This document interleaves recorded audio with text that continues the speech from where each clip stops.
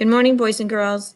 So today what we're going to do is we're going to look at our shapes again. We're going to continue with it this week on a Tuesday, October the 27th. And we're looking at how these flat two-dimensional shapes can be used to create 3D shapes, three-dimensional shapes, shapes that look like they could actually hold something. So let's start with some of these shapes that we already know with pictures that are out in the world of these different shapes. So the first one we see is a circle. We know a circle doesn't have any straight sides. It doesn't have any corners. We just see these round circles from smaller to bigger on this window. The next shape is a circle as well. And we may see circles even in places where we eat or eating at home. And I bet this circle is making you hungry. Can you notice the circles that are on top of the pizza? Sometimes we can cut our food into round circles as well. A different type of circle is called an oval. It just has a more longer look to it. It's not quite as round. And so this mirror has an oval. But remember, it still doesn't have any straight sides, and it doesn't have any pointy corners or vertices. We do know a triangle, though. It has 3 sides and 3 pointed vertices. And these chips are in the shape of a triangle. And think about it. I wonder if they made this shape because it's easier to pick up the dip or it's easier to bite the corners. I wonder why they made chips into triangle shapes. Then we have our square. Our square has 4 straight sides, 4 pointy corners. And it is one of the hardest shapes to make because every side has to be the same length. And in this quilt that someone is making, each of the squares on the quilt will be the same size, even though they have different colors and patterns. Okay. A rectangle is a shape we see everywhere we go. It has 4 straight sides and 4 corners like a square, but 2 sides are longer than the other 2. So we can see smaller rectangles in the windows. We can see a little bit bigger rectangles on the roof. And then we see some of the biggest rectangles on the side of the house. A diamond is a shape that we've been learning about as well. It does have 4 straight sides. It does have 4 pointy vertices or corners, but the way it's turned makes it look more like a diamond shape.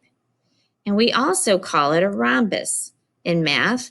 So when you look at this window, we can see the yellow rhombuses, but then look at the red triangles. I bet if we put those 2 red triangles together, we would still get a rhombus. Another shape we haven't learned about, but you will when you get older, is a parallelogram. It does have 4 straight sides, 4 corners, but if you look, it's slanted. So it's like a slanted rectangle, but we call it a parallelogram. A trapezoid is another shape we've been practicing. On this bridge, you can see that a trapezoid has 1, 2, 3, 4 straight sides and 4 pointy corners, but one of the sides is longer than the other. And then the sides at the end are slanted. So that's what makes it a trapezoid. A pentagon is another shape you'll learn as you get older.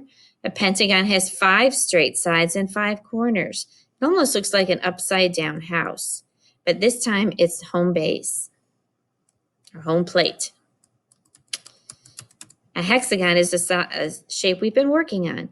It has 6 sides and 6 corners. So this beehive shows you how they even build hexagons to store their honey. An octagon is like a stop sign. It has 8 sides and 8 corners. So when you stop at a stop sign or your parents stop at a stop sign, remember that's an octagon. Now let's take a look at some of those 3-dimensional shapes, shapes that can actually hold something, like this ice cream cone. The shape of that ice cream cone is called a cone. If you look at the very bottom, it has a circle shape at the bottom and 1 pointy vertex at the top. But the sides are not straight, so that's why it is called a cone, and it's 3-dimensional. Another three-dimensional shape is a cylinder, kind of like these cans of food. They have a circle at the top and a circle at the bottom, but the sides are round. No pointy corners. That's a cylinder. Another three-dimensional shape is called a cube. A cube has many faces. So you see there are squares here. It has 6 squares on a cube. Now, when you look at these numbers, the numbers are written on a square, but we call them faces. Not like the face that you have, but a face on a cube is the flat part of the cube. And we have 6 faces on a cube, 6 squares on a cube, and it's three-dimensional. The next three-dimensional shape is a sphere. A sphere is the shape of a ball, or kind of like the earth. It doesn't even have a circle on it. It looks like it could be having a circle, but nothing on it is flat. So we say it is not a circle, it is a sphere. It doesn't have any flat sides. It doesn't have any pointy corners at all. It's just round. Oops. And we have another three-dimensional shape called a pyramid, like those we see in Egypt. Now, when you look at a pyramid, you can see that it has a very pointy top. It also has a very pointy bottom, too.